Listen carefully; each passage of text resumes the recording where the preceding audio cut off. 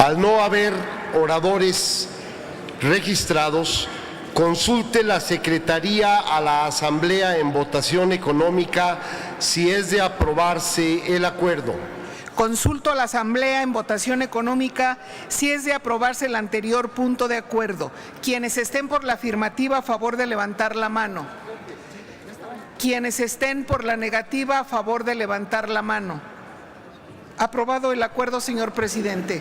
Gracias, senadora secretaria. En consecuencia, se concede licencia al senador Gerardo Sánchez García para separarse de sus funciones legislativas por tiempo indefinido. Comuníquese. Informo a la Asamblea que recibimos una comunicación de la senadora Cristina Díaz Salazar por la que solicita licencia para separarse de sus funciones legislativas. Dé lectura la Secretaría. Doy lectura. Senador Ernesto Cordero Arroyo, presidente de la Mesa Directiva del Senado de la República, presente. Distinguido senador presidente, la suscrita María Cristina Díaz Salazar, senadora de la República, integrante de las 52ª y 63ª legislatura del Honorable Congreso General de los Estados Unidos Mexicanos, integrante del Grupo Parlamentario del Partido Revolucionario Institucional, con fundamento en lo previsto en el artículo 78, fracción octava de la Constitución Política de los Estados Unidos Mexicanos, así como en los artículos 8, numeral 1, fracción 13ª, 11, 12, 13 y demás relativos del reglamento del Senado de la República, me permito solicitar licencia por tiempo indefinido al ejercicio de mi cargo de senadora de la República con efectos a partir del día 2 de febrero del año 2018. En el entendido que a la presentación de esta solicitud de licencia manifiesto mi conformidad de prescindir del ejercicio de las funciones representativas que el cargo me confiere, por lo que solicito se giren las instrucciones que correspondan a efecto de que se dé fiel cumplimiento a la presente petición. En tal virtud, ruego a usted someter a la consideración del Pleno del Senado de la República la solicitud formulada. Protesto lo necesario. Senadora Cristina Díaz Salazar. Gracias, senadora secretaria. En consecuencia, con fundamento en lo dispuesto por el artículo 12 del reglamento del Senado, está a consideración de la Asamblea el siguiente punto de acuerdo. Único. Se concede licencia a la senadora María Cristina Díaz Salazar para separarse de sus funciones legislativas por tiempo indefinido a partir del día 2 de febrero del año 2018. Está a discusión. Al no haber oradores registrados, consulte la Secretaría a la Asamblea en votación económica si es de aprobarse el acuerdo. Consulto a la Asamblea en votación económica si es de aprobarse el anterior punto de acuerdo. Quienes estén por la afirmativa, a favor de levantar la mano. Quienes estén por la negativa, a favor de levantar la mano. Aprobado el punto, señor presidente. Gracias, senadora secretaria. En consecuencia, se concede licencia a la senadora María Cristina Díaz Salazar para separarse de sus funciones legislativas por tiempo indefinido a partir del día 2 de febrero del año en curso. Comuníquese. Compañeras y compañeros senadores, a partir de las licencias que se autorizaron a los senadores Roberto Armando Albores Gleason, Rabindranath Salazar Solorio, Gerardo Sánchez García y José Francisco Yunes Zorrilla, esta mesa directiva convocó a la ciudadana Ainara Rementería Cuello y a los ciudadanos Rubén Antonio Suárez Esquinca, Miguel Enrique Lucía Espejo y Víctor Manuel Anastasio Galicia Ávila, quienes se encuentran en el salón contiguo. Por esta razón, solicito a las senadoras y a los senadores Carmen Izaguirre Francos, Zoé Robledo Aburto, Marta Palafox Gutiérrez, Jorge Arechiga Ávila, Carmen Dorantes Martínez, Luis Humberto Fernández Fuentes, Jesús Priego Calva y Héctor Yunes Landa los inviten a pasar a este salón de sesiones y los acompañen durante el acto de su protesta. No puede dejar la secretaría.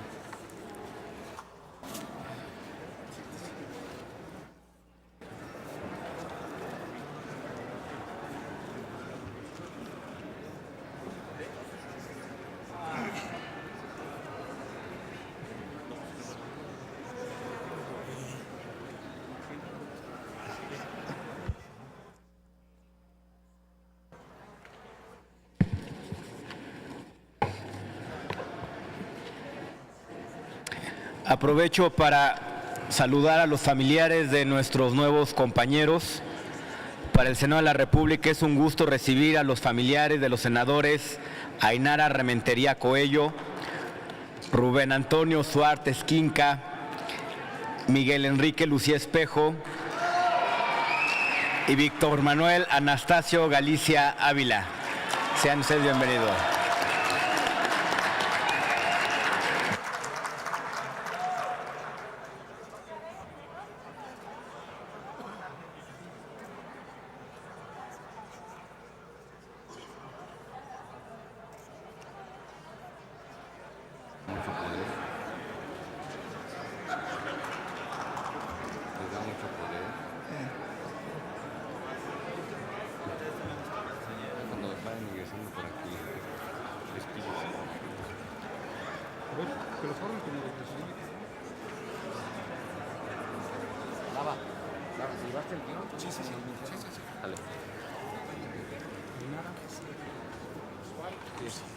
Sí, ya está.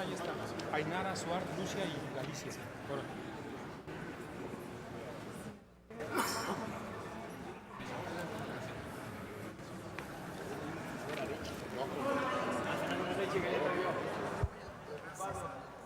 Se solicita a los presentes ponerse de pie.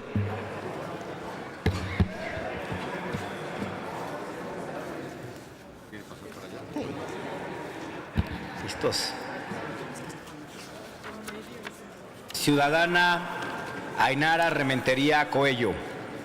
Ciudadanos Rubén Antonio Suart Esquinca, Miguel Enrique Lucia Espejo, Víctor Manuel Anastasio Galicia Ávila.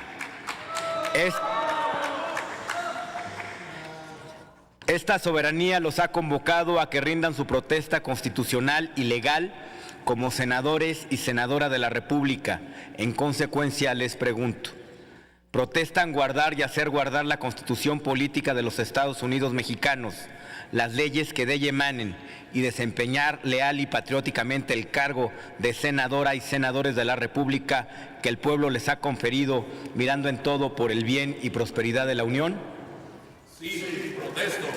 Si así no lo hicieran, que la nación se los demande. Felicidades, señora y señores senadores. Les solicito pasen a ocupar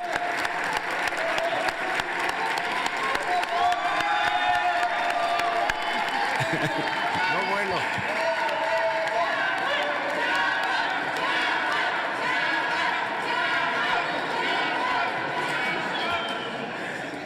Felicidades, señores y señores senadores.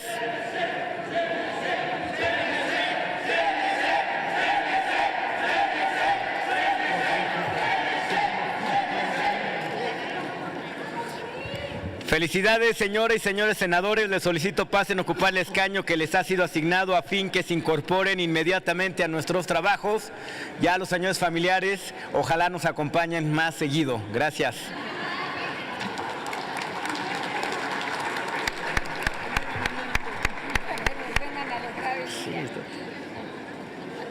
Pasamos al apartado de presentación de iniciativas. Tiene el uso de la tribuna la senadora Carmen Dorantes Martínez, del Grupo Parlamentario del Partido Revolucionario Institucional, para presentar un proyecto de decreto por el que se reforma el artículo 49 de la Ley General en materia de desaparición forzada de personas en materia de alerta Amber. Felicitando. Está muy alto. Ahí está. ¿Inicio? ¡Órale, se necesitan, muchachos! Ya.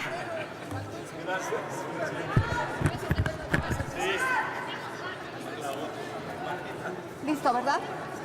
Listo, senadora, adelante. Ok. Con su permiso, senador presidente, compañeras, compañeros senadores. Vengo hoy ante esta soberanía a presentar una iniciativa de ley de la mayor importancia para la seguridad de las niñas, niños y adolescentes mexicanos, ya que busca facilitar la emisión de la alerta Amber para hacer más eficiente la búsqueda y localización de menores desaparecidos. La desaparición de menores es un fenómeno que se ha incrementado de forma preocupante en los últimos años a nivel mundial. Solo en Estados Unidos, el FBI registra cerca de 800,000 desapariciones de niños y adolescentes. Y se estima que en Europa la cifra asciende a más de 250,000. En México, de acuerdo con la base de datos del Fuero Común del Registro Nacional de Datos de Personas Extraviadas, se estima que se extravían al menos 2 niños por día. Se trata de un problema sumamente preocupante, ya que la desaparición de una niña o un niño puede derivar de delitos como el secuestro, trata, tráfico de órganos o explotación de todo tipo. La trata de menores es un problema de carácter global que necesita atención urgente. Los niños y niñas afectados suelen ser víctimas de prostitución, matrimonio forzado o adopción ilegal. De acuerdo con la UNICEF, se estima que cerca de 1.2 millones de menores son objetos de trata todos los años. Para hacer frente a este problema es fundamental que el compromiso de todos los gobiernos para crear capacidades institucionales y herramientas que garanticen la protección y seguridad de los menores, así como una pronta localización en caso de desaparición o secuestro. Alerta Amber se implementó en nuestro país el 2 de mayo de 2012, con el objetivo de coadyuvar en la búsqueda y pronta localización de niñas y niños y adolescentes que se encuentran en riesgo inminente de daños graves a su integridad personal o cualquier otra circunstancia. Estas alertas constituyen herramientas eficaces de difusión que han tenido importantes logros en México y en la mayor parte de los países donde se ha implementado. La alerta Amber es el resultado de la suma de esfuerzos interinstitucionales entre los gobiernos de las entidades al interior de la República y, desde luego, la cooperación regional entre los gobiernos de México, Estados Unidos y Canadá. En nuestro país, la forma en que se propagan las alertas es a través de la difusión masiva e inmediata de los datos y fotografía de los menores desaparecidos en todos los medios de comunicación disponible. El gobierno federal puede activar una alerta de carácter nacional o internacional. No obstante, en otros países como Estados Unidos, además de propagar la información de dichos medios, se ha valido de las nuevas tecnologías de información para hacer más eficientes las alertas, por lo que éstas se envían en forma mediante textos a los teléfonos móviles de las personas que se encuentran en el área geográfica donde fueron vistos por última vez los menores desaparecidos. El uso de las nuevas tecnologías puede representar una ventaja en los trabajos de búsqueda y localización de personas desaparecidas, por lo que esta iniciativa pretende incorporar acciones similares a las ya mencionadas a fin de fortalecer el Programa Nacional Alerta Amber. Nuestro artículo 4 constitucional establece en su párrafo 9º que en todas las decisiones y actuaciones del Estado se debe velar y cumplir con el principio del interés superior de la niñez a fin de garantizar plenamente sus derechos. Asimismo, el artículo 47 de la Ley General de los Derechos de Niñas, Niños y Adolescentes establece que las autoridades de todos los niveles de gobierno se encuentran obligadas a tomar las medidas necesarias para prevenir, atender y sancionar los casos en los que los menores se ven afectados por trata, tráfico o traslado ilícito. Por estas razones, presento a esta soberanía la iniciativa con proyecto de decreto por el cual se reforma el artículo 49 de la Ley General en materia de desaparición forzada de personas desaparecidas cometidos por particulares y el Sistema Nacional de Búsqueda de Personas. Les invito a que se sumen a esta noble causa y en su momento apoyen esta iniciativa por el bienestar y seguridad de las niñas, niños y adolescentes mexicanos. Es cuanto. Muchísimas gracias. Muchas gracias, senadora. Túrnese a las Comisiones Unidas de Justicia y de Estudios Legislativos. Les informo que la senadora Rosa Adriana Díaz Lizama, del Grupo Parlamentario del Partido Acción Nacional, hizo llegar a la mesa directiva su proyecto de decreto de reforma a la Ley del Servicio Militar y la Ley General de Instituciones de Procedimientos Electorales en materia de sustitución de cartilla del servicio militar por matrícula militar. Túrnese a las Comisiones Unidas de Defensa Nacional y de Estudios Legislativos. La senadora Rocío Pineda. Sonido en el escaño de la senadora Rocío Pineda. Gracias, presidente. Solamente para pedir a nuestra compañera, la senadora Carmen Dorantes, si me permite sumarme a esta iniciativa que sin duda es de gran trascendencia y que viene a contribuir pues a que podamos fortalecer las medidas de seguridad y de protección a las niñas, niños y adolescentes. Muchas gracias. Gracias, senadora. Doña Carmen, ¿se lo concede? Por supuesto. Muy bien. Senador Casillas. Senadora Araujo. Senadora Carmen. Le pido a servicios parlamentarios, por favor, tome nota de los compañeros que están adhiriendo a la iniciativa de la senadora Dorantes.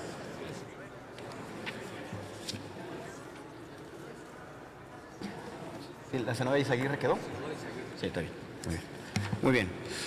Enseguida se concede el uso de la tribuna a la senadora Lorena Cuellar Cisneros, del Grupo Parlamentario del Partido del Trabajo, para presentar un proyecto de decreto por el que se adiciona el artículo 3 de la Ley del Instituto Mexicano de la Juventud en materia de deserción escolar.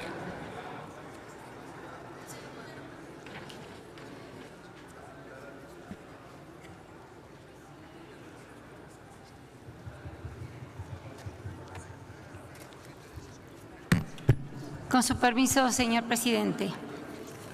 Compañeras y compañeros senadores, la presente iniciativa tiene como objetivo establecer dentro de las atribuciones del Instituto Mexicano de la Juventud actuar como órgano de consulta y asesoría hacia las universidades e instituciones de educación superior a efecto de llevar a cabo acciones transversales para combatir la deserción escolar, particularmente en el nivel medio superior. A partir de la reforma constitucional del 2012, la educación media superior pasó a ser obligatoria en nuestro país. Bajo tal supuesto, el Instituto Nacional de Evaluación Educativa ha proyectado que para el año 2022 todos los jóvenes del país de entre 15 y 17 años estarán dentro del sistema educativo. Sin embargo, esta es una meta que parece inalcanzable a la luz de las cifras actuales, pues 3 de cada 10 jóvenes en este rango de edad no asisten a ninguna institución educativa y de los que asisten, el 30% no termina en el tiempo esperado y quienes logran concluirla lo hacen con grandes deficiencias académicas de magnitudes tales que 3 de cada 10 no comprenden lo que leen y no entienden álgebra elemental. Estos problemas, sumados al contexto de inseguridad, apatía y desinterés hacia las actividades de nuestra sociedad y sus instituciones, están dando como resultado que entre 600 y 700 mil jóvenes deserten anualmente del sistema educativo. De acuerdo con la Secretaría de Educación Pública, a pesar de que en los últimos años se ha aumentado significativamente la matrícula a nivel de bachillerato, la tasa de deserción continúa siendo la más alta a causa de diversos factores, el 38% por causas económicas, el 41% por motivos escolares, el 5% por problemas familiares y el 16% por motivos asociados al entorno social. Dentro de las causas que tienen su origen en los alumnos, destacan el desinterés hacia el estudio, la dificultad para comprender a los profesores y la alta reprobación, escenario que se agudiza en el primer año de educación media por los rezagos que muchos estudiantes llevan desde la educación básica. Como vemos, el abandono escolar se ha convertido en uno de los desafíos más importantes de la educación en nuestro país, pues además es determinante en el proyecto de vida de nuestra juventud. El abandono escolar condiciona una baja escolaridad, situación que limita las oportunidades de desarrollo y minimiza las probabilidades de acceder a un trabajo productivo y digno, además de aumentar las condiciones de desempleo y pobreza. Históricamente, el abandono escolar era un problema atribuible a cuestiones económicas en los hogares, pues se consideraba que si un hogar no contaba con los recursos suficientes, era ineludible la deserción, pues no se contaba con lo suficiente para cubrir la educación y en consecuencia los niños y jóvenes eran vistos como mano de obra para proveer de mayores ingresos al hogar. Esta definición excluía la responsabilidad del sistema educativo de la deserción escolar. Hoy sabemos que la deserción escolar es un problema multifactorial, cuyas determinantes tienen que ver también con factores tales como las estrategias y metodologías de enseñanza y a las políticas escolares de atención a la reprobación. Estos problemas en nuestras y nuestros estudiantes han ocasionado falta de interés y ausentismo escolar, ambos detonadores del abandono escolar. Hay estadísticas que muestran que el ausentismo reiterado de los estudiantes aumenta hasta 2.2 veces la probabilidad de que un joven deje sus estudios. Por lo tanto, una manera de prevenir el abandono es identificar estas situaciones y asistirlos con los apoyos que se requieran. En este contexto, revisando la incapacidad que ha mostrado el sistema educativo en nuestro país para contener las altas tasas de deserción, es importante contribuir por medio de políticas transversales que involucren a instituciones que por su naturaleza tengan un contacto de mayor confianza con nuestros jóvenes, tales como el Instituto Mexicano de la Juventud, cuya esencia es desarrollar un trabajo por y para los jóvenes del país a efecto de contribuir en otorgarles herramientas para la educación, salud, empleo y participación social. La educación es esencial para mitigar las desigualdades económicas y sociales y para que las personas puedan acceder a la movilidad social y a mejores niveles de empleo que eleven sus condiciones de vida. En esto debemos ser enfáticos, considerando el difícil momento que atraviesa nuestro país y que ocasiona que como país ofrezcamos un escenario de crisis económica y social agravado por condiciones de marginación y profunda desigualdad y descontento en el que viven millones de mexicanas y mexicanos. La OCDE ha reiterado en distintas ocasiones que existe una estrecha correlación entre el nivel de desarrollo de los países en su sentido amplio, con la fortaleza de sus sistemas educativos y de investigación científica y tecnológica, por lo cual un año adicional de escolaridad incrementa el PIB per cápita de un país entre el 4 y 7%. Sin duda, la educación es un factor que permite a nuestros jóvenes ampliar sus oportunidades y fortalece sus valores cívicos, razón por la cual resulta la inversión más productiva que puede llevar a cabo nuestro país. Atendiendo a esto, es fundamental que atendamos el compromiso con el derecho a la educación de millones de jóvenes a lo largo de nuestro país.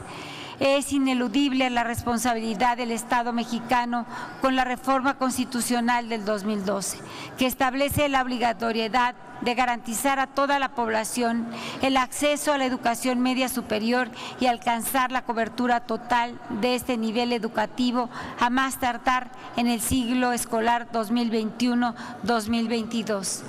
Y en cuanto no hagamos acciones, sobre todo en atención de apoyar de manera económica también a nuestros jóvenes, ya que es un rezago social que les limita para continuar sus estudios, pues estaremos creando jóvenes que seguirán en nuestras casas y seguirán desgraciadamente atentando contra su desarrollo personal. Es cuanto, señor presidente.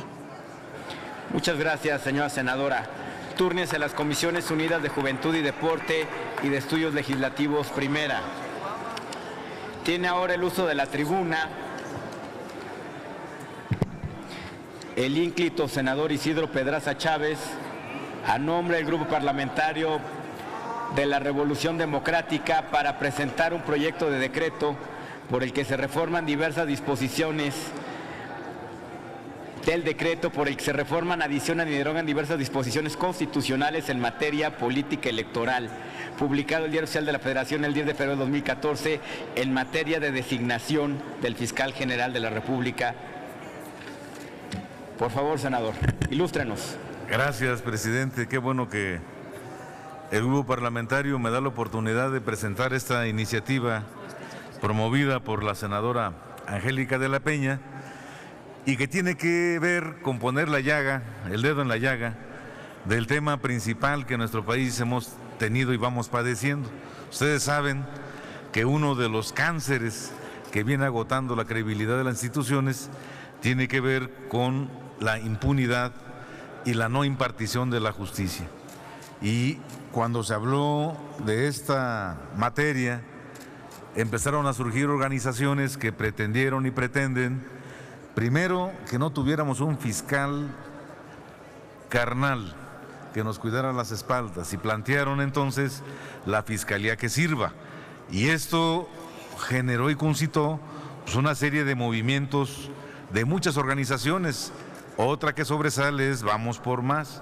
Y este movimiento de rechazo, de inconformidad y de reclamo social generó una serie de compromisos.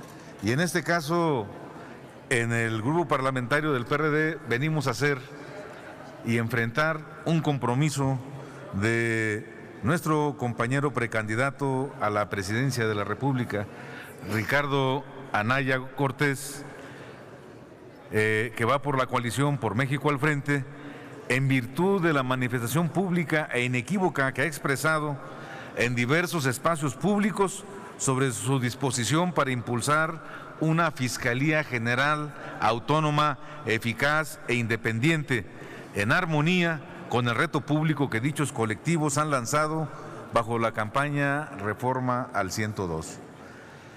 En la comunicación de referencia, las organizaciones y las personas académicas y especialistas que conforman ambos colectivos saludan la voluntad expresada por Ricardo Anaya para avanzar en la construcción de un modelo de procuración de justicia que realmente combata la impunidad, y enfatizan que se requieren acciones concretas y efectivas que permitan su aprobación en lo que resta de la actual legislatura del Congreso de la Unión. Por lo anterior, las y los integrantes de los colectivos consideran que el reto Reforma al 102 y aquí y ahora solo podrá cumplirse si se atiende a lo siguiente: una manifestación de interés que sea público, claro e inequívoco para impulsar la reforma al artículo 102 de la Constitución de la actual legislatura. 2. Compromiso público de los coordinadores parlamentarios en ambas cámaras de los partidos que integran la coalición Por México al Frente para dictaminar y aprobar la reforma al artículo 102 de la Constitución antes de que finalice la actual legislatura. Asumir el compromiso público de tomar en consideración para los trabajos el dictamen ciudadano de reforma constitucional al artículo 102 que se entregó en las mesas directivas de ambas cámaras en septiembre de 2017. Garantizar un esquema de participación cívica efectiva y máxima publicidad y transparencia en el proceso deliberativo de la reforma al artículo 102. Que los trabajos legislativos se realicen en conferencia con el objetivo de armonizar los acuerdos en ambas cámaras. Esto le daría agilidad y certeza al legislativo para poder tener claro qué es lo que se está legislando. Como respuesta a tales planteamientos, Ricardo Anaya reiteró su convicción personal y su compromiso indeclinable de la coalición por México al frente con la reforma integral y estructural al artículo 102 de la Constitución, para que las Fiscalías General, Electoral y Anticorrupción sean verdaderamente autónomas y eficaces. Lo anterior, no sin antes expresar de manera contundente que esta reforma debe darse durante este periodo de sesiones y a partir de un proceso deliberativo sustentado en un esquema de participación cívica efectiva que garantice la máxima publicidad y la transparencia. En este contexto, señores legisladores, el objeto de la presente iniciativa es el reafirmar nuestro compromiso prioritario con la reforma al artículo 102 de la Constitución en el actual periodo ordinario de sesiones, tal y como lo establece nuestra agenda legislativa aprobada en nuestra reunión plenaria celebrada a finales de enero del presente año, así como formalizar desde el punto de vista legislativo y procedimental la propuesta ciudadana que los colectivos Fiscalía que Sirve y Vamos por Más entregaron a las mesas directivas de ambas cámaras en septiembre de 2017. Para quienes formamos parte de la coalición por México al frente, la creación de una Fiscalía General capaz de investigar, de realizar investigaciones independientes y eficaces, además de ser un requisito indispensable para garantizar el acceso a la justicia de las víctimas del delito y de las violaciones a derechos humanos, constituye uno de los retos más relevantes de nuestro tiempo para apuntalar el Estado de Derecho y hacer frente a la debilidad institucional que condiciona el ejercicio del gobierno y amenaza la convivencia social. De ahí la importancia que ha adquirido en los últimos meses el debate público sobre los mecanismos de participación de los distintos poderes en los procesos de designación y remoción de fiscales, o bien sobre la exigencia social que demanda de manera cada vez más enérgica una actuación verdaderamente autónoma de procurar justicia. En el fondo, lo que subyace es una discusión trascendental sobre la viabilidad y la vigencia de nuestra democracia. Por ello, estamos obligados a explorar todas las fórmulas existentes para asegurar que las decisiones que tomemos en cuanto a la integración y funcionamiento de la Fiscalía General de la República atiendan a las necesidades y características particulares de un país como el nuestro. Tal y como lo señalan las más de 300 organizaciones de la sociedad civil, así como cientos de ciudadanas y ciudadanos agrupados en los colectivos Vamos por Más y Fiscalía que Sirva, reunidos en el Ángel de la Independencia el pasado 31 de enero del 2018, nuestra democracia se encuentra en un estado crítico.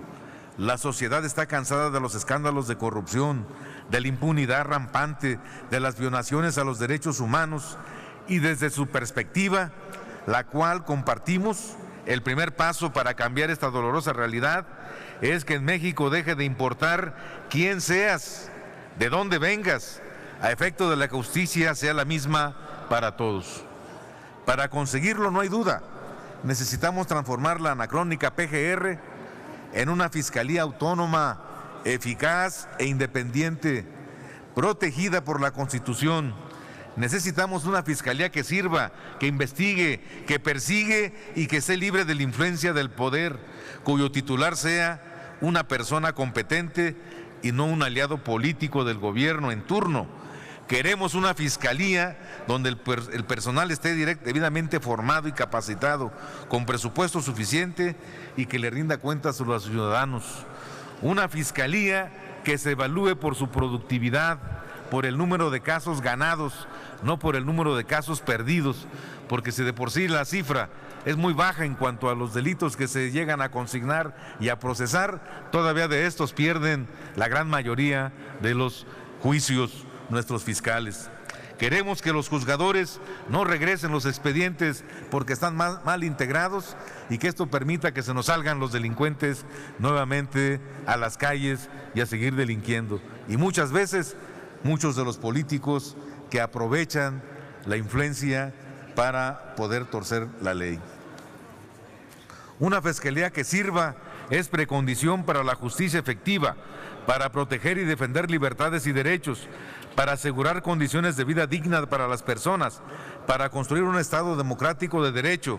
De esta forma, reiteramos una vez más nuestro compromiso, lo traducimos en la presentación de esta iniciativa, que al retomar en sus términos la propuesta de las organizaciones que integran la reforma al 102 y aquí ahora, pretende ser un nuevo llamado a iniciar la discusión legislativa y asegurar su aprobación. Por estas razones, se propone que para ser titular de la Fiscalía General de la República se requiere ser ciudadano mexicano, tener cuando menos 35 años cumplidos el día de la designación, contar con experiencia profesional mínima de 10 años en el ejercicio en la carrera como licenciado en Derecho o abogado, no haber sido condenado por delito doloso, no haber sido registrado como candidato, ni haber desempeñado cargos en los últimos 4 años anteriores a la designación y no desempeñar ni haber desempeñado cargo de dirección o representación nacional o estatal de algún partido político en los últimos 4 años anteriores a la designación. Los periodos de duración del titular del fiscal general serán de 6 años improrrogables, que se contarán a partir del día 1 de octubre en que el titular del Poder Ejecutivo inicie su 5º año de gobierno. Además, se propone que la designación y remoción del titular de la Fiscalía General será conforme a lo siguiente. Primero, cuando menos 30 días naturales previos al vencimiento del periodo de gestión del fiscal general que se encuentre en funciones o bien dentro de los 60 días naturales a partir de su ausencia definitiva por causa diversa al vencimiento de su mandato. Que no vaya a ser que luego quieran quitar al fiscal porque persigue muy duro los delitos, como nos ha pasado con el fiscal electoral. El Senado de la República integrará previo concurso público y evaluación técnica una lista de al menos 6 candidatos al cargo aprobada por las 2/3 partes de los miembros presentes, en la cual enviará al Ejecutivo Federal. Asimismo, la ley establecerá los mecanismos que garanticen la transparencia, publicidad y participación ciudadana efectiva desde la convocatoria hasta el nombramiento, así como los criterios para evaluar y seleccionar a los candidatos que deberán integrar la lista, entre los cuales se contemplen las trayectorias de servicio público, especialmente en los ámbitos de seguridad pública, procuración o impartición de justicia o demás antecedentes profesionales en el ejercicio de la actividad jurídica. Igualmente, se evaluará la reputación de los candidatos, su honorabilidad, independencia y compromiso con los valores democráticos. Además de la evaluación técnica de los concursantes al puesto de fiscal general, según los requisitos de elegibilidad y criterios de selección aplicables, será realizada por una comisión de designaciones de carácter honorario que estará conformada de manera interdisciplinaria por 9 ciudadanos de reconocido prestigio académico o profesional en procuración de justicia, derechos humanos, combate a la corrupción y políticas públicas en materia de seguridad y justicia, quienes serán designados por el voto de las 2/3 partes del Senado de la República de manera pública y abierta y durarán en dicho cargo 5 años. Si el Ejecutivo no recibe la lista en el plazo antes señalado, designará provisionalmente al titular de la Fiscalía General, quien deberá cumplir con los requisitos y criterios de selección antes referidos y ejercerá sus funciones hasta en tanto se realice la designación definitiva conforme a lo establecido en este apartado, recibida la lista, de entre los 10 días naturales siguientes, el Ejecutivo formulará una terna y la enviará a la consideración del Senado. Adicionalmente, el Senado, con base en la terna y previa comparecencia en audiencia pública de las personas propuestas al fiscal general con el voto de las 2/3 partes de los miembros presentes dentro del plazo de 10 días naturales, en caso de que el Ejecutivo no envíe la terna, el Senado tendrá 10 días naturales para designar al fiscal general de entre los candidatos de la lista. Si el Senado no hace la designación en los plazos que establecen los párrafos anteriores, ya ven que aquí casi no se atrasan luego las cosas, no se cruzan los intereses, el Ejecutivo designará provisionalmente al fiscal general de entre los candidatos que integran la lista o en su caso la terna respectiva. También se propone que el Senado de la República podrá ejercer las atribuciones previstas anteriormente hasta 60 días naturales posteriores al vencimiento de sus plazos. En caso contrario, las mismas serán ejercidas por el Pleno de la Suprema Corte de Justicia de la Nación, siguiendo el mismo procedimiento de votación. Voy a concluir, presidente, pidiéndole que, como falta que acabemos de terminar esta presentación de la iniciativa, me permita que integren el texto completo al diario de los debates y dejar la moción hasta aquí, pues para pedirles que esta iniciativa, que ha sido motivo de muchos reclamos en nuestra sociedad, de que estamos ausentes en las definiciones importantes, hoy se tome nota de esto y podamos empezar a hacer claro este compromiso, materializar este compromiso de legislar en los temas que la sociedad reclama. Muchas gracias, presidente. Muchas gracias, senador Isidro Pedraza. Será, como usted lo ha solicitado, incluido el texto íntegro en el diario de los debates. Túrnese a las Comisiones Unidas de Puntos Constitucionales, de Gobernación, de Reforma del Estado, de Justicia, de Estudios Legislativos Primera y de Estudios Legislativos Segunda. Sonido en el escaño del senador López Brito. ¿Con qué objeto, señor senador? Sí, muchas gracias. Para pedirle, por favor, presidente, sirva a preguntar al proponente, al senador Isidro Pedraza, si me permite sumarme a esta importante iniciativa. Señor senador Isidro Pedraza.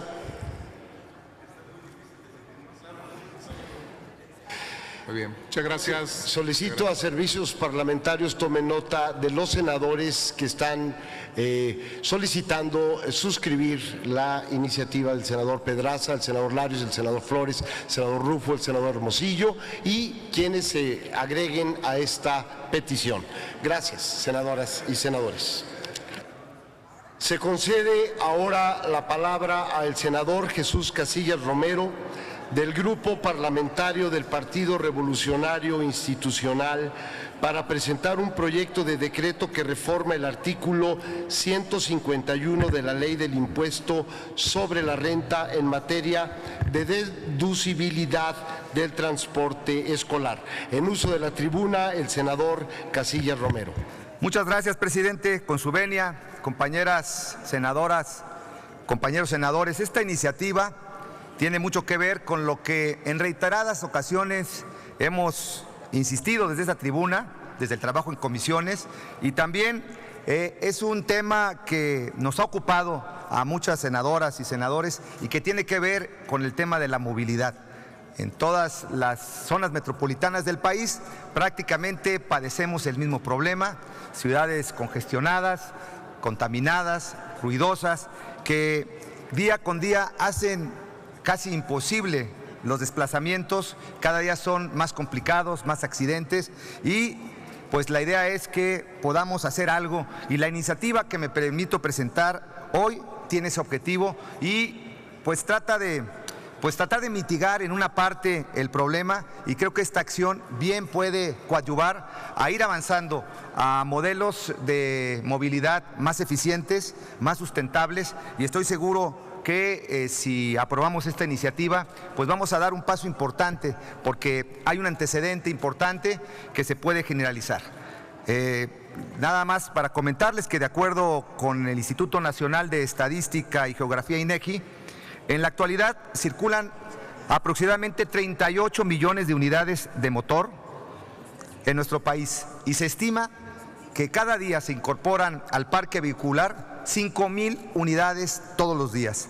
Las consecuencias las conocemos todos: congestionamientos, accidentes viales, contaminación, ruido, altos consumos energéticos, menor productividad y sus evidentes repercusiones en la salud y en la calidad de vida de las y de los mexicanos. Esta situación hace cada vez más apremiante el apostar por alternativas como el transporte público masivo y las no motorizadas, como el uso de la bicicleta o simplemente el caminar. La situación es evidente, tan solo al considerar que una sola unidad del transporte público, un camión, es capaz de sustituir al menos a 25 automóviles privados. Atentos a que el promedio de viajeros en este tipo de vehículos es de 1.3 ocupantes por unidad. De esta situación no escapa y, por el contrario, contribuye a los congestionamientos y a la contaminación. El traslado de los escolares al acudir a sus planteles educativos, excesivas cargas vehiculares en las inmediaciones de los planteles, invasión de espacios peatonales y las famosas doble y hasta terceras filas de automóviles. De acuerdo con el INEGI, el 44% de la población que asiste a la escuela utiliza como principal medio de traslado algún vehículo automotor. De estos, el 17.1% fue en vehículo particular y solamente el 1.5% utilizó el transporte escolar. En las escuelas públicas, el 85% del alumnado llega en automóvil privado a los planteles. Un alto porcentaje en el uso del vehículo privado en traslados escolares contra el mínimo en el transporte escolar, que igual que las bondades del resto del transporte público, bien pueden aportar a descongestionar nuestras calles. Tenemos que reconocer que los mexicanos carecemos de estímulos para que el transporte público se consoliden como una opción viable y una alternativa real de movilidad, incluyendo el referido transporte escolar. En el año 2016, el gobierno del estado de Jalisco inició en la zona metropolitana de Guadalajara un proyecto de transporte escolar que pretende una radical disminución del tránsito vehicular, principalmente en las denominadas horas pico, bajo la estimación de la Secretaría de Medio Ambiente y Desarrollo Territorial, SEMADET, de que el 20% de los viajes que se realizan a diario en auto corresponden a padres de familia que trasladan a sus hijos a la escuela. El antecedente se encuentra en la iniciativa del Instituto Mario Molina y de la Secretaría de Medio Ambiente, mediante la cual se puso en marcha en la Ciudad de México un sistema de transporte colectivo obligatorio para trasladar a los estudiantes de los niveles de educación básica a sus escuelas, logrando que en el ciclo escolar 2009-2010 se disminuyeran hasta en un 45% el consumo de combustibles y sus emisiones contaminantes. A la par, se dio paso a la deducción de impuestos por lo que respecta al pago del concepto de transporte escolar y el impuesto sobre la renta, para compensar la inconformidad por el consecuente incremento del pago de la colegiatura.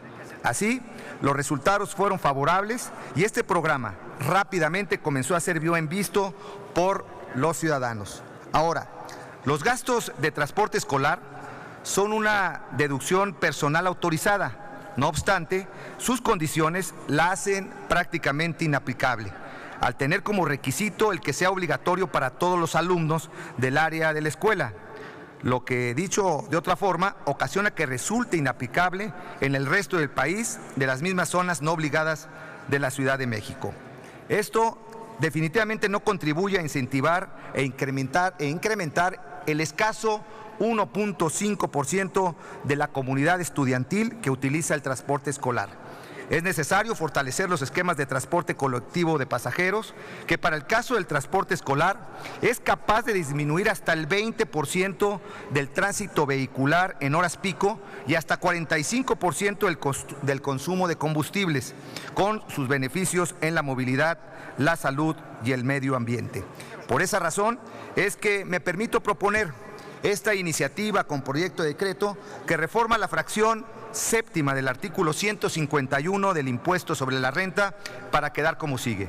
Artículo 151. Las personas físicas residentes en el país que obtengan ingresos de los señalados en este título, para calcular su impuesto anual, podrán hacer, además de las deducciones autorizadas en cada capítulo de esta ley, que les correspondan las siguientes deducciones personales: los gastos destinados a la transportación escolar de los descendientes en línea recta, siempre que se efectúen mediante cheque nominativo del contribuyente, transferencias electrónicas de fondos desde cuentas abiertas a nombre del contribuyente en instituciones que componen el sistema financiero y las entidades que para tal efecto autorice el Banco de México, o mediante tarjeta de crédito, de débito o de servicios. Para estos efectos se deberá separar en el comprobante el monto que corresponda por concepto de transporte escolar. ¿Qué es lo que estamos proponiendo concretamente? Ya hay un programa. Este programa que va destinado a aquellas personas que viven en la Ciudad de México y que de manera obligatoria tienen que llevar a sus hijos o mandar a sus hijos en el transporte público o en el transporte escolar. Y a estas personas, en exclusiva, se les puede aplicar la deducción de impuestos por el pago del transporte escolar, que me parece además de discriminatorio porque va dirigido solamente a un sector de la población. Lo que estamos proponiendo que este beneficio se haga de manera voluntaria, aquel padre de familia que decida contratar el transporte escolar para evitar los congestionamientos que se dan en las inmediaciones de los planteles, también puedan acogerse a este beneficio que ya existe en la ley y que para todos los mexicanos debe de funcionar, y que seguramente habremos de contribuir a mejorar la calidad del aire, a disminuir los congestionamientos viales en las inmediaciones de las escuelas, y iremos caminando a una nueva cultura. Estoy cierto que no le hacemos ningún daño a los ingresos del país, porque no pinta, pero sí va a pintar en la disminución de los contaminantes, en los congestionamientos viales, en los accidentes viales. Creo que esta es una iniciativa que se hace necesaria porque la mayoría de los habitantes de este país vivimos en una zona metropolitana y donde padecemos los problemas de movilidad. Por eso, compañeras y compañeros, yo les invito a que aprobemos esta iniciativa a la brevedad y que sea un paliativo para mejorar la movilidad de nuestras ciudades. Por su atención, muchas gracias. Gracias, presidente. Muchas gracias, senador Jesús Casillas Romero. Sonido en el escaño del senador José María. Bueno, aquí de manera económica, senador Casillas, los senadores están solicitando suscribir con usted la iniciativa. Solicito a servicios parlamentarios tome nota de las y los senadores que quieren acompañar con su suscripción la iniciativa del senador Casillas. Senadora Calderón, es para el mismo propósito. En un momento Servicios Parlamentarios estará tomando nota de las y los senadores que suscribirán con el senador Casillas su iniciativa. Túrnese a la Cámara de los Diputados.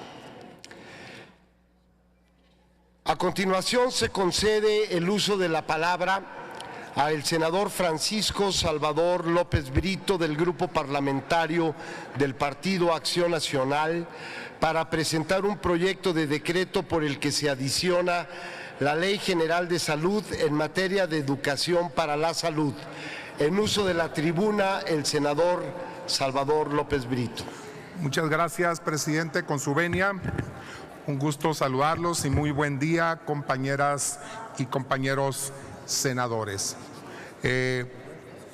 Presento ante este pleno iniciativa con proyecto de decreto por la que se adiciona la fracción cuarta al artículo 24 y se reforman los artículos 27, fracción novena, y el artículo 122, fracción segunda, todos de la Ley General de Salud, a fin de fomentar la educación para la salud en la población en general y desde luego específicamente en los pacientes, la cual es sumamente necesaria para prevenir enfermedades y sus complicaciones y desde luego aumentar la eficacia en los tratamientos.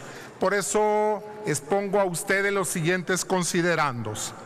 La distribución de la prevalencia e incidencia de enfermedades en México ha migrado radicalmente en los últimos años, pasando de ser una mayoría de enfermedades agudas transmisibles, desde luego infecciosas, a una mayoría actual de enfermedades crónico-degenerativas que requieren, además de la atención médica, la atención y cuidado permanente del paciente y de su familia, y desde luego representando un alto costo en el bolsillo de las mismas familias y también de una alta inversión presupuestal pública.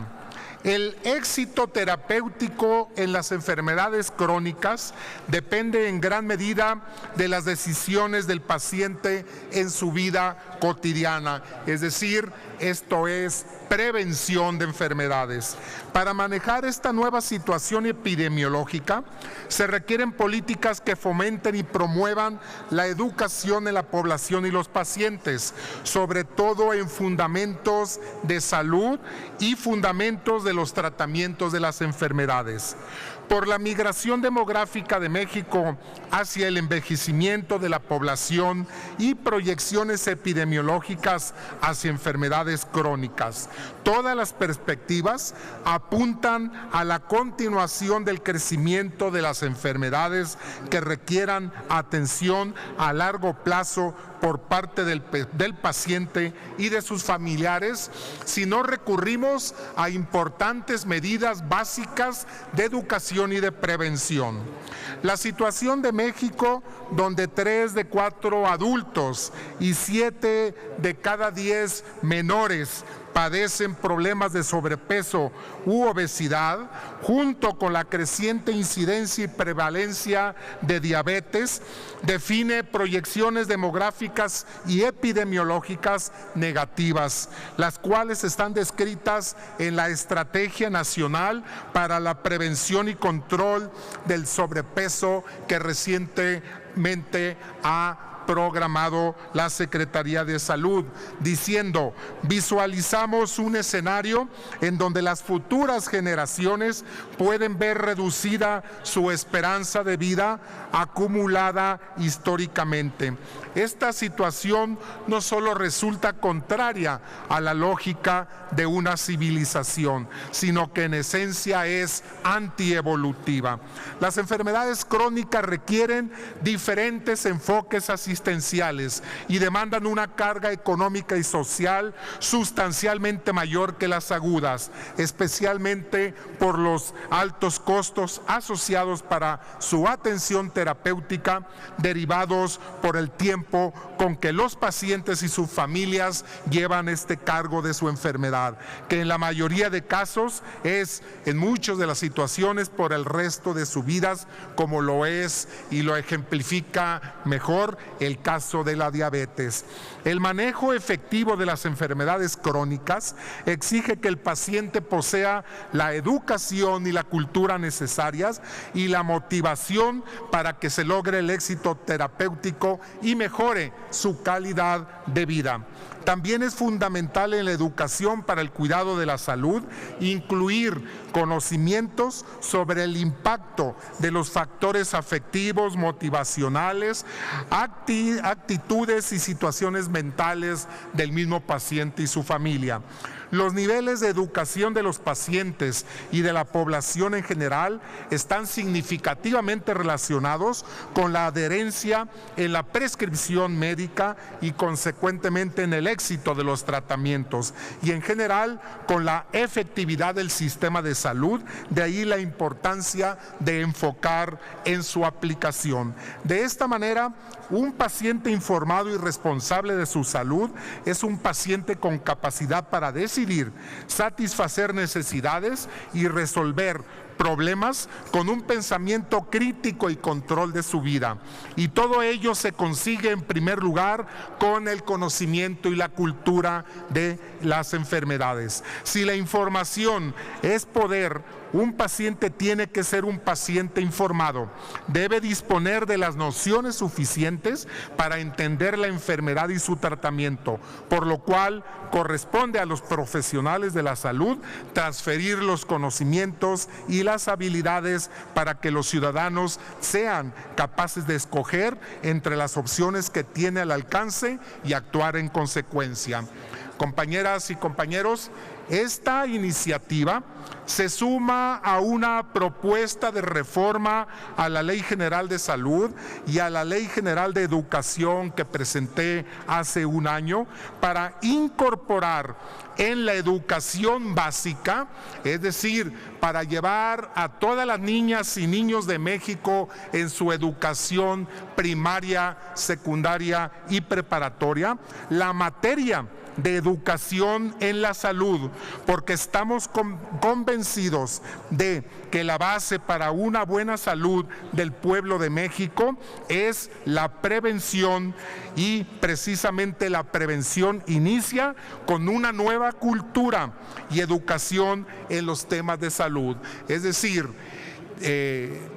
sembrando la semilla desde nuestra niñez y desde luego sin descuidar también a nuestra población joven adulta, de estarles informando y estarlos induciendo en la cultura y en la educación de la salud, podemos lograr un gran avance en la prevención de enfermedades que ahorita son una muy letal carga para nuestra población en México. Es por lo anterior y con base en los fundamentos antes expuestos que someto a consideración del Pleno del Senado de la República el siguiente proyecto de decreto único. Se adiciona la fracción cuarta al artículo 24 y se reforman los artículos 27, fracción novena, el artículo 112, fracción segunda, todos de la Ley General de Salud, para que queden de la siguiente manera: artículo 24, fracción cuarto, agregar de educación para la salud, especialmente para pacientes con enfermedades crónicas. Artículo 27, fracción cuarto, agregamos educación para la salud y un estilo de vida saludable. Artículo 112, la educación para la salud tiene por objeto, adicionamos en su fracción 2, proporcionar a la población los conocimientos sobre las causas físicas y mentales de las enfermedades y de los daños provocados por los efectos nocivos del ambiente en la salud. Se agrega un transitorio y los pongo a su consideración, compañeras y compañeros senadores, por su atención. Muchas gracias. Muchas gracias, senador Salvador López Brito. Sonido en el escaño de la senadora Luisa María Calderón. ¿Con qué objeto, senadora? Con el objeto de solicitarle al senador que me permita sumarme a su iniciativa. Es urgente que esta educación para la alimentación esté en los niños y también esté en los grandes, porque coincido que se muere más gente de diabetes que de otro tipo de causas, y tenemos que exigir que el derecho a la alimentación esté también planteado en la educación para la salud, especialmente alimentaria. Gracias, senadora. Senador López Brito, ¿es usted anuente a que la senadora Calderón y las demás senadoras y senadores que están expresando su intención de suscribirlo lo puedan hacer?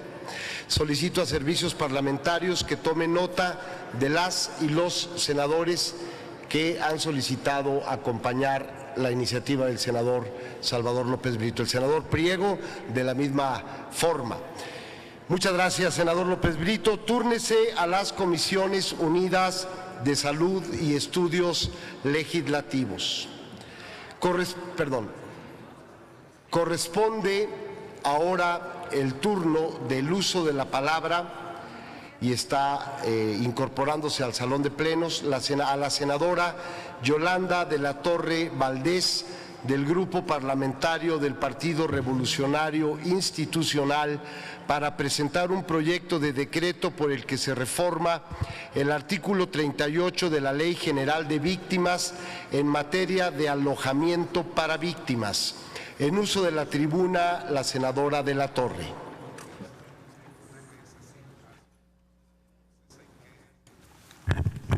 Con su venia, senador presidente, compañeras y compañeros senadores. Las víctimas deben ser tratadas con compasión y respeto por su dignidad.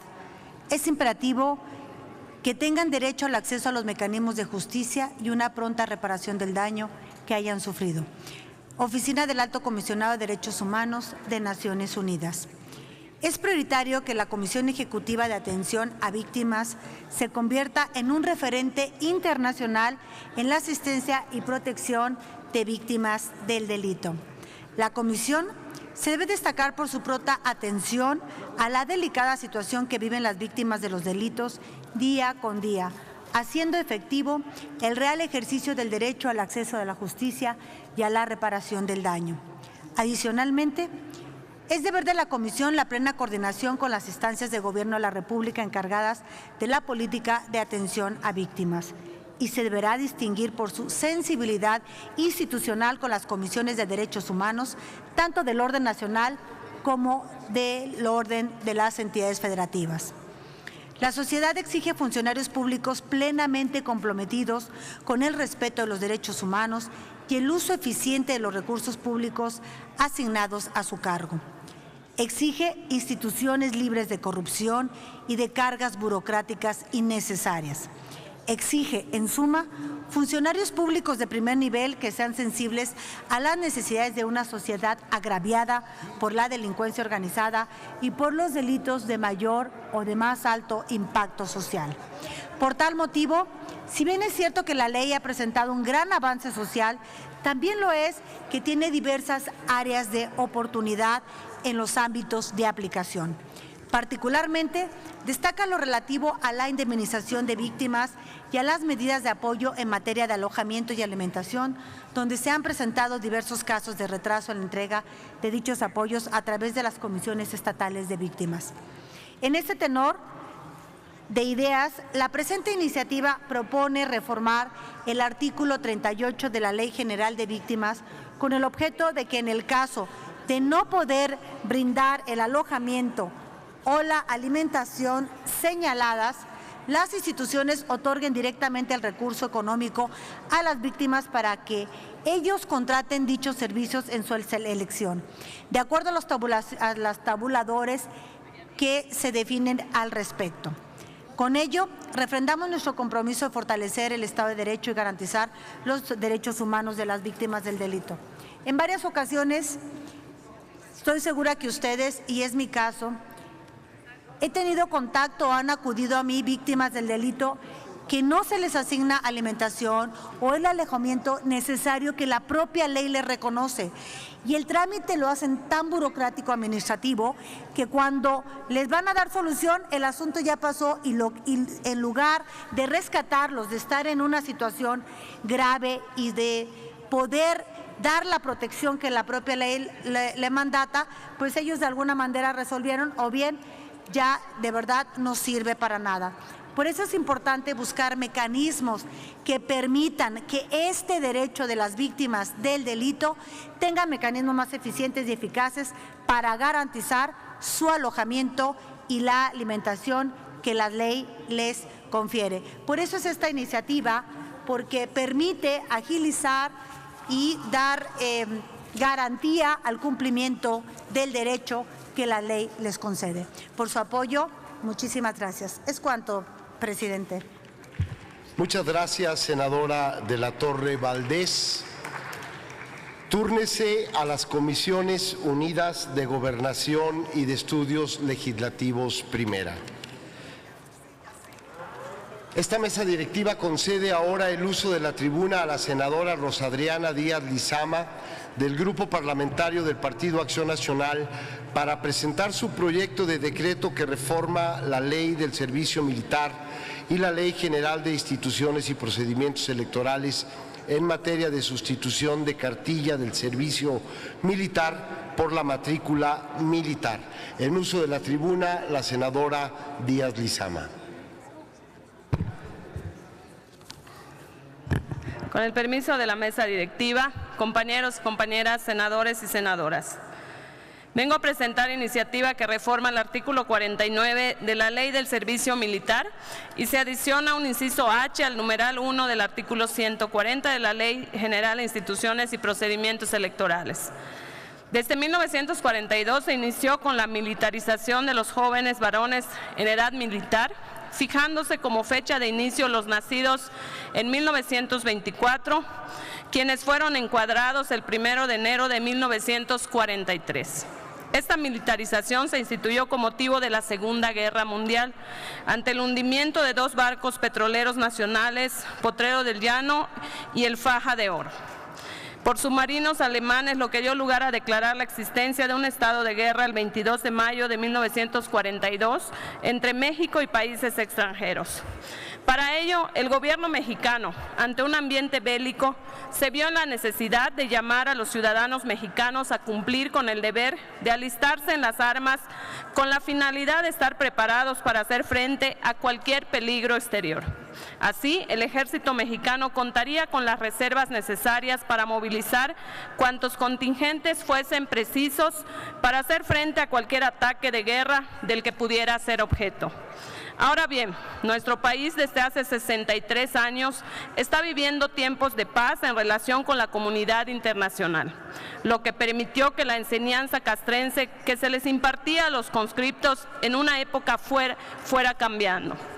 Así, a partir de 1997, en que se realizó una reorientación para el cumplimiento del servicio militar, los conscriptos recibían orientación cívica social, aplicándose 5 programas de beneficio social en los ámbitos educativo, deportivo, rescate del acervo cultural, la marcha contra las adicciones y una labor social. Por otra parte, con motivo de las reformas legales realizadas en 1999, ahora también las mujeres pueden realizar el servicio militar, pero de forma voluntaria. Tomando en cuenta que el Servicio Militar Nacional contribuye a preparar a nuestros jóvenes conscriptos en la salvaguarda de la seguridad nacional, así como en fortalecer los valores patrióticos y cívicos necesarios, que se les permita hacer frente a los problemas de la vida diaria. Sin embargo, a pesar de lo anterior, se debe reconocer que son cada vez menos los trámites gubernamentales que exigen el que se cuente con la cartilla militar, acortándose de esta forma el deseo de los jóvenes por cumplir con la obligación de realizar el servicio militar nacional. Por tal motivo, considero que resulta conveniente que en estos tiempos modernos de la era de la tecnología y en aras de contribuir con la política de austeridad en el gasto público, es necesario encontrar algunas formas que contribuyan a la racionalidad de los gastos, como lo que puede ser aprovechar en un solo documento en donde pueda aparecer los datos correspondientes a la acreditación del cumplimiento del servicio militar. Este documento oficial de identificación lo es la credencial para votar con fotografía, el cual contiene todos los datos e identificación de los ciudadanos. De ahí mi propuesta para sustituir la expedición de la cartilla militar y en su lugar se procure la expedición de la matrícula correspondiente que se les otorgará cuando hayan cumplido con el servicio militar los jóvenes de 18 años y que ésta sea agregada en la credencial de elector. Documento este que nos sirve de identificación en cualquier trámite gubernamental o privado que llevemos a cabo. Así estaríamos contribuyendo con un ahorro en la expedición de un documento que está dejando de circular actualmente. Es cuanto, presidente, y muchas gracias por la atención. Muchas gracias, senadora Rosadriana Díaz Lizama. Túrnese a las Comisiones Unidas de Defensa Nacional y de Estudios Legislativos. En otro apartado de nuestra agenda tenemos dictámenes para primera lectura. Le informo a la Asamblea que se retiró el dictamen de reformas a la Ley del Registro Nacional de Datos de Personas Extraviadas o Desaparecidas debido a que esta disposición quedó abrogada por el decreto del 17 de noviembre del año 2017. Dé cuenta la Secretaría con los dictámenes inscritos para primera lectura. Tenemos los siguientes dictámenes para primera lectura. 2 de las Comisiones Unidas de Desarrollo Rural y de Estudios Legislativos que contienen proyecto de decreto por el que se reforma la fracción 12ª del artículo 15 y el artículo 17 de la Ley de Desarrollo Rural Sustentable, y proyecto de decreto por el que se reforma el párrafo 2º del artículo 118 de la Ley de Desarrollo Rural Sustentable. Asimismo, tenemos un dictamen de las Comisiones Unidas de Medio Ambiente y Recursos Naturales y de Estudios Legislativos Primera, con proyecto de decreto por el que se reforman y adicionan los artículos 147 y 150 de la Ley General del Equilibrio Ecológico y la Protección al Ambiente. También tenemos un dictamen de las Comisiones Unidas de Gobernación y de Estudios Legislativos Primera, con proyecto de decreto por el que se reforma la fracción 12ª del artículo 41 bis de la Ley Orgánica de la Administración Pública Federal. Y tenemos el dictamen de las Comisiones Unidas de Comercio y Fomento Industrial y de Estudios Legislativos con proyecto de decreto por el que se reforman y adicionan los artículos 2º, 3º, 4º y 5º transitorios del decreto, por el que se reforman y adicionan diversas disposiciones del Código de Comercio en materia de juicios orales mercantiles. Publicado en el Diario Oficial de la Federación el 25 de enero de 2017. Son todos los dictámenes, señor presidente. Muchas gracias, senadora secretaria. Debido a que se encuentran publicados en la Gaceta y con fundamento en lo dispuesto por los artículos 193 y 195 del reglamento, quedan de primera lectura. Compañeras senadoras, compañeros senadores, acabamos de dar primera lectura al dictamen de las Comisiones Unidas de Comercio y Fomento Industrial y de Estudios Legislativos con proyecto de decreto por el que se reforman el artículo 2º transitorio, el primer párrafo del artículo 3º transitorio, el primer párrafo del artículo 4º transitorio y el artículo 5º transitorio, y se adicionan los párrafos 2º y 3º al artículo 2º transitorio del decreto por el que se reforman y adicionan diversas disposiciones del Código de Comercio en materia de juicios orales mercantiles, publicado en el Diario Oficial de la Federación el día 25 de enero del año 2017. Consulte la Secretaría a la Asamblea en votación económica si es de autorizarse que se dispense la segunda lectura del dictamen y se ponga a discusión de inmediato. Consulto a la Asamblea en votación económica si autoriza que se dispense la segunda lectura del anterior dictamen. Quienes estén por la afirmativa, favor de levantar la mano. Quienes estén por la negativa, a favor de levantar la mano. Sí se dispensa la segunda lectura, señor presidente. Gracias, senadora secretaria. En consecuencia, se concede el uso de la palabra al senador Héctor Larios Córdoba para presentar el dictamen a nombre de las comisiones en términos de lo dispuesto por el artículo 196 del reglamento. En uso de la tribuna, el senador Héctor Larios Córdoba.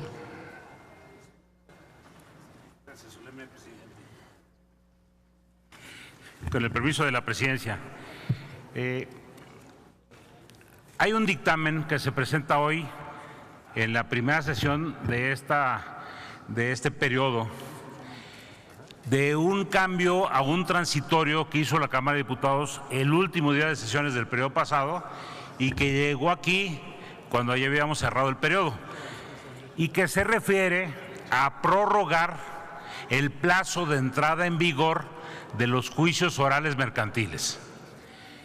En el 2016, en noviembre del 2016, aprobamos nosotros que los juicios mercantiles pudieran ser orales. Se hizo todo un título de juicios orales mercantiles en el Código de Comercio y se estableció un plazo de 1 año para que entraran en vigor. Como esta reforma se publicó en el Diario Oficial el 25 de enero del 2017, de 1 año, entró en vigor el 25 de enero de este año. Sin embargo, el primer problema surgió con el Distrito Federal, que con tiempo adecuó un edificio para sus salas orales y que resultó dañado en el sismo del 19 de septiembre. Pero después los demás tribunales del país se dieron cuenta que no tenían cobertura estatal para poder realizar estos juicios orales como mandaba el cambio legal. De tal forma que la Cámara de Diputados, de manera ágil, apresurada, el último día, aprobó una propuesta de prorrogarlo por 6 meses. Sin embargo, esta propuesta no llegó aquí, como ya lo decía, y ya entró en vigor. Desde el 25 de enero de este año, todos los juicios mercantiles con montos menores a $1 millón y mayores al monto que se establece para poder apelar una sentencia, que anda por los 600,000 pesos, todos tienen que llevarse de manera oral. Y se va a saturar la posibilidad de los estados y es por ello que es necesario ampliar este plazo. Yo lo primero que haría es una reflexión. En el Congreso a veces se nos olvida el establecer medidas que garanticen que una reforma se puede cumplir. Ciertamente en la mayor parte de los estados no se les amplió el presupuesto a los tribunales de justicia. Al Poder Judicial de los estados no se les amplió el presupuesto y se les establecieron nuevas cargas que significan erogaciones económicas y que también significan muchísima ventaja para el ciudadano, particularmente para los actores. Hay una enorme diferencia en desahogar un juicio mercantil en un plazo a lo mejor máximo de 3 meses a desahogarlo en plazos a veces de 2 o 3 años. Hacerlo oral es mucho mejor para la administración de la justicia, pero no tenían los recursos económicos para hacerlo. Y aquí quiero salirme del tema y hacer una reflexión. Cuando hagamos la reforma laboral, que ya le hicimos la reforma a la Constitución, para cambiar a forma jurisdiccional los juicios laborales y que se salgan del ámbito administrativo de las juntas de conciliación y arbitraje, va a significar para los poderes judiciales de los estados más que duplicar el número de asuntos. En otras palabras, tendría que al menos duplicar su presupuesto. El Congreso Federal, nosotros, de manera alegre, podemos decir que en 1 año entre en vigor esa reforma, y lo más seguro es que si no le aumentan al doble el presupuesto a los poderes judiciales de los estados, entonces esa reforma no va a poder entrar en vigor. Creo que el Congreso tenemos que reflexionar en que no basta la buena fe y no bastan las buenas intenciones, hay que fijarse también en las posibilidades reales de que empiece un cambio constitucional, un cambio legal. Por último, yo les diría, la verdad que esta es una contrarreforma, lo que estamos proponiendo en este dictamen es prorrogar un beneficio que ya estaba aprobado, pero que no se puede implementar por las razones que he mencionado. De tal manera que lo que hacemos es establecer para los juicios, para las demandas mercantiles que entraron del 25 de enero a que se publique esta reforma y entre en vigor al día siguiente de su publicación, van a seguir todo su procedimiento por la vía oral. Segundo, se establece en el transitorio que aquellos asuntos cuyo monto esté menor de 650,000 pesos y mayor del monto mínimo para poder apelar un juicio que se establece en el artículo 2, 1933, podrán, en la entrada en vigor de esta reforma, podrán seguirse por la vía oral completamente. Son muy poquitos porque la diferencia son como 100,000 pesos, o menos de 100,000 pesos. Los que sean menores de 1 millón van a entrar en vigor dentro de un año, el 25 de enero del 2019. Y los que sean menores de 4 millones de pesos van a entrar dentro de 2 años. Y todos los que se refiere el capítulo de juicios orales entrarán plenamente en vigor dentro de 2 años. Entonces es un esquema escalonado que obliga a que se vayan haciendo las cosas, que ya en este momento empiecen los juicios orales con la poca y limitada capacidad que tienen los tribunales estatales, pero que ya arranquen con montos pequeños, pero poco a poco vayan creciendo y vayan ampliando la cobertura. Esa es la propuesta específica, está en la Gaceta Parlamentaria, y yo a todos los invito a votar a favor, independientemente que quisiéramos de buena intención que ya empezaran los juicios orales en materia mercantil, no pueden hacerlo por la falta de infraestructura, de personal y de inversión que no se hizo porque no previeron los congresos locales incrementar el presupuesto a los poderes judiciales de los estados. Es cuanto, presidente.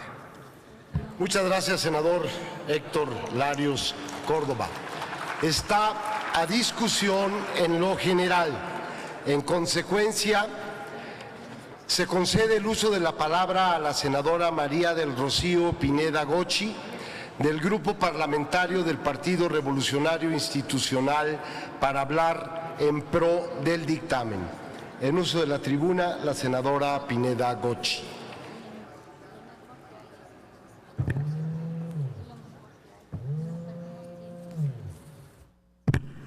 Muchas gracias, señor presidente.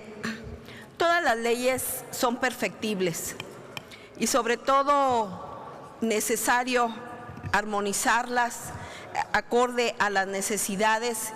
Por eso hoy vengo a hablar en pro de este proyecto de decreto por el que se reforma y adicionan diversas disposiciones del Código de Comercio en materia de juicios orales mercantiles.